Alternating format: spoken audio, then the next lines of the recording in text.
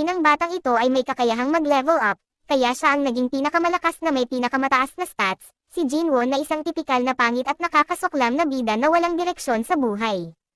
Umalis ang kanyang ama para bumili ng gatas at ang kanyang ina ay nasa coma. Iniwan siya bilang isang walang silbi at dukhang lalaki na kailangang pakainin ang kanyang nakababatang kapatid, gamit ang kanyang kakayahan bilang isang A-rank na hunter. At sa pagpapatuloy ng ating recap, sa isang gusali ay nagkaroon ng pagdududa ang kapatid ni Dong sa pangyayari, at doon si Chief Wu ng Hunters Association ay tumanggap ng ulat tungkol sa insidente na naganap sa C-rank dungeon, kung saan 6 sa mga C-rank hunters ay namatay sa labanan.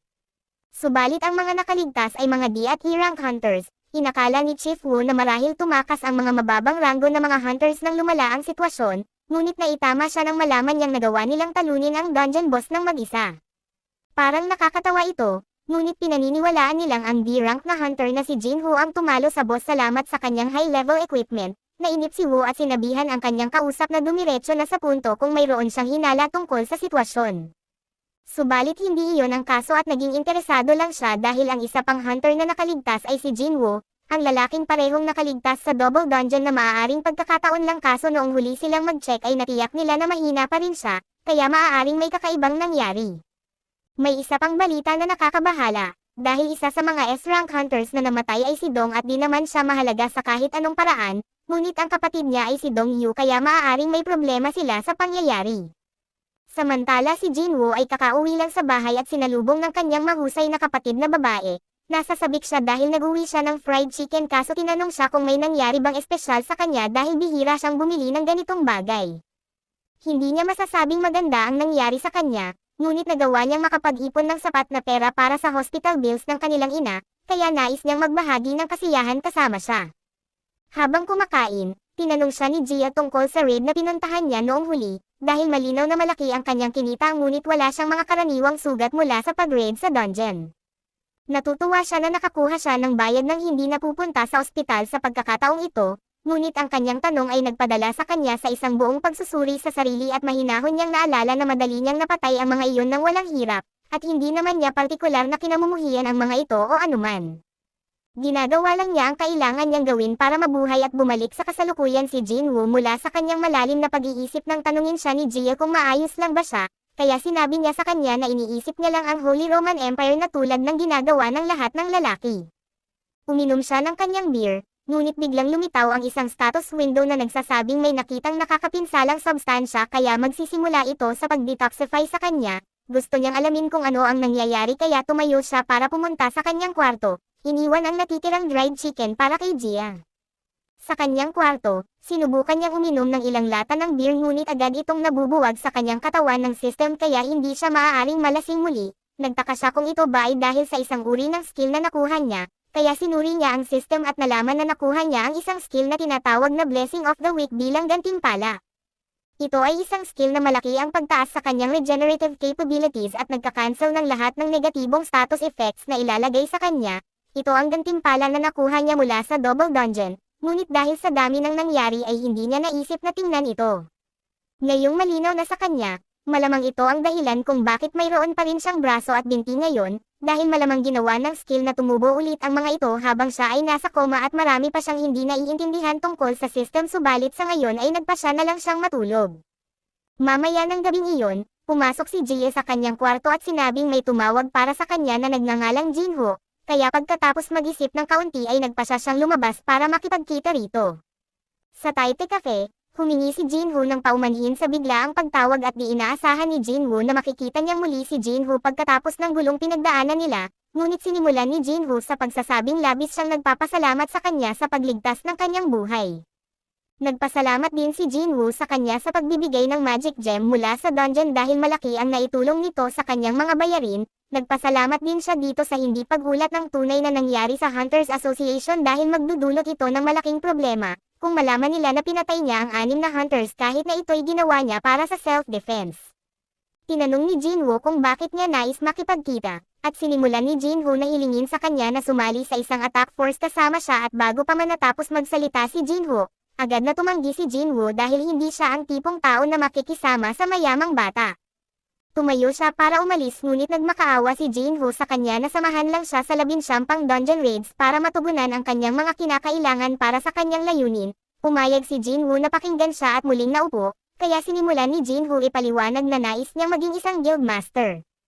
Isa sa mga kondisyon para maging isa ay ang lumahok sa 20 dungeon raids, at ang isa na pinuntahan nila ni Jinwoo noong huli ay ang kanyang first raid at siya ay matalino at masipag mag-aral kaya kumpiyansa siya sa kanyang kakayahang pumasa sa written exam, ngunit halos wala siyang combat skill. Sinusubukan niyang maging guildmaster dahil bahagi ito ng kagustuhan ng kanyang tatay na magtatag ng isang guild na ikinagulat naman ni Jinwoo, kaso hindi ito masyadong kakaiba at dahil ang mga dungeons ay naglalaman ng ilan sa pinakamahalagang bagay sa mundo, ang pagtatatag ng isang guild at pag-rate sa mga dungeons para makuha ang mga mahahalagang ito ay magiging isang maayos na negosyo. Para magawa ito ay plano ng tatay niya na kumuha ng isang S-rank hunter bilang guildmaster at kung maaari, ang kapatid ni Jinwoo ang bilang vice guildmaster subalit hindi makita ni Jinwoo kung paano nila ito magagawa lalo na't mayroon lamang 7 test rank hunters sa buong bansa.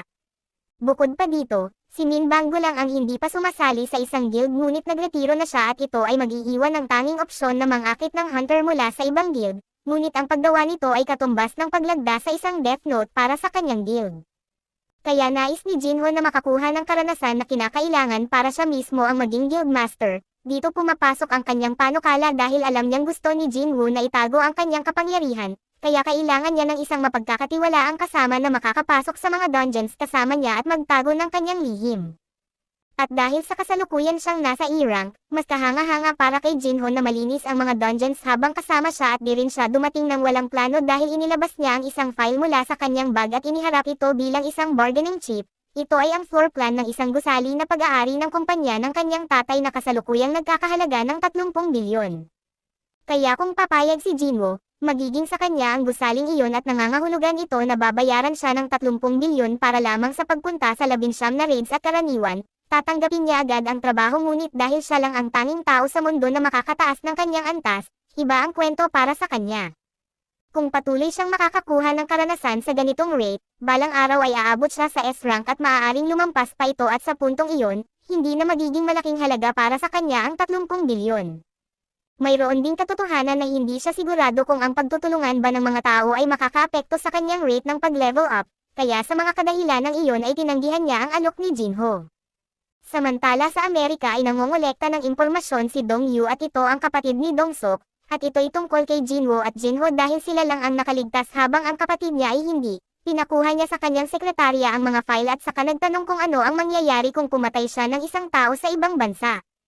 Hindi nagustuhan ng kanyang sekretarya kung saan papunta ang usapan ngunit sinagot niya na siya ay mapaparusahan sa kanyang krimen, gayunpaman ay isinasaalang-alang ang kanyang posisyon at ang pang-aabuso sa kapangyarihang pampulitika, malamang na makakatanggap siya ng ilang kaluwagan sa kanyang parusa.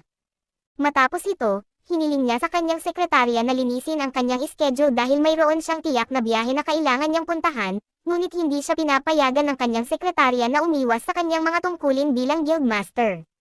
Kung wala siya ay maaaring gumuho ang guild at sa gayong sitwasyon, sinabi niya sa kanyang sekretarya na linisin ang kanyang schedule para makapaglakbay siya sa ibang pagkakataon, at umaasa siyang buhay pa rin sina Jinwoo at Jinho sa oras na mahahanap niya sila.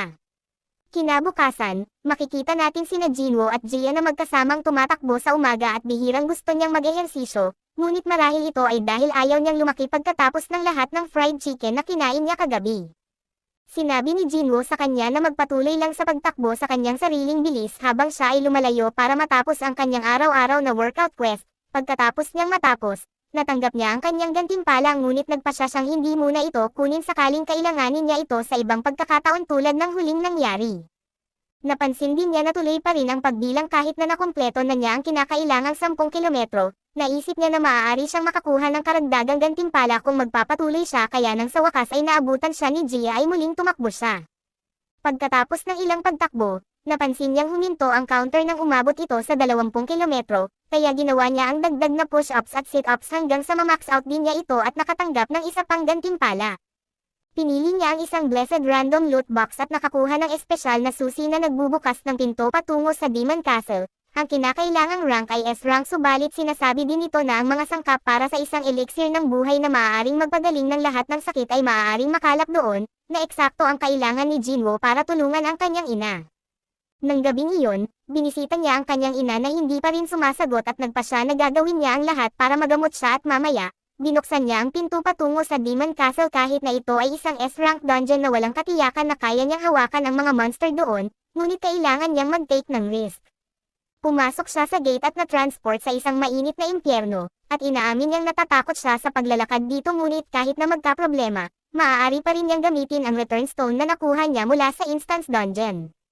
Nakatagpo siya ng unang monster dito at hinarap ang isang 3 ulong monster na aso, kaya sinalakay niya ito at inactivate niya ang kanyang dash skill para makalapit at nasugatan ang pakong ng aso, ngunit hindi niya nagawang magdulot ng maraming pinsala. Natulak siya pabalik at napagtanto niyang masyadong malaki ang agwat sa lakas sa pagitan nilang dalawa, kaya sinubukan niyang gamitin ang kanyang murderous intent skill para patas ang laban at mapahina ang monster, ngunit na-cancel ito dahil sa pagkakaiba ng kapangyarihan.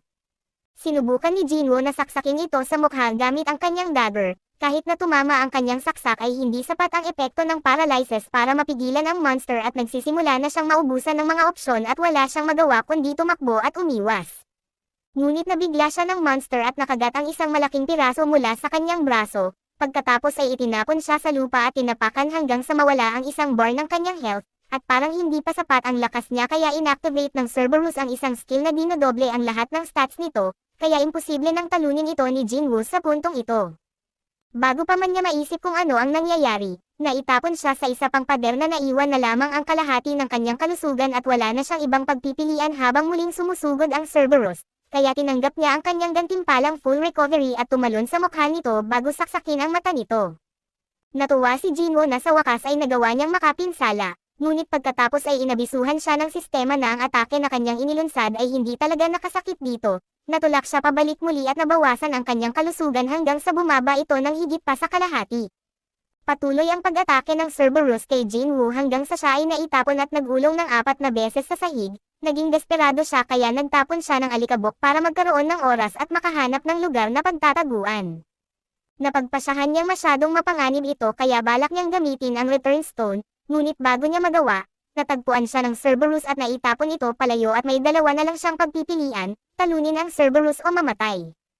Kritikal na ang kanyang kalusugan kaso nagamit na niya ang kanyang gantimpalang recovery, kaya sinimulan niyang tingnan ang sistema para makita kung mayroon siyang magagamit para maka-recover. Sa kabutihang palad ay nakakita siya ng item store at bumili ng ilang bote ng healing potion para makabawi ng ilang kalusugan, ngunit ang mga ito ay nagpapagaling lamang ng 100 puntos kaya halos wala itong silbi sa kanya ngayon.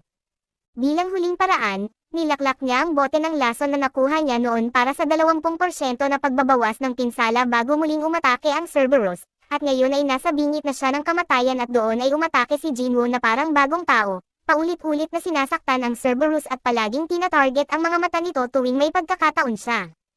Sa huli, nang malapit na sa zero ang kalusugan ni Jinwoo ay naipon ang lahat ng pinsalang kanyang nagawa sa Cerberus, at matagumpay niyang napatay ito at tumaas ang kanyang antas ng ilang beses at bilang resulta, nagamot ang pinsalang natamo niya. Subalit ang Cerberus ay bantay lamang ng pintuan ng Demon Castle, kaya kahit na nakakuha siya ng susi para pumasok sa kastilyo, napagtanto ni Gina na hindi pa siya handa at nagpasya siyang babalik na lamang siya pag mayroon na siyang mas maraming kapangyarihan. Kaso dito muna matatapos ang ating recap. Salamat sa inyong panonood hanggang sa muli.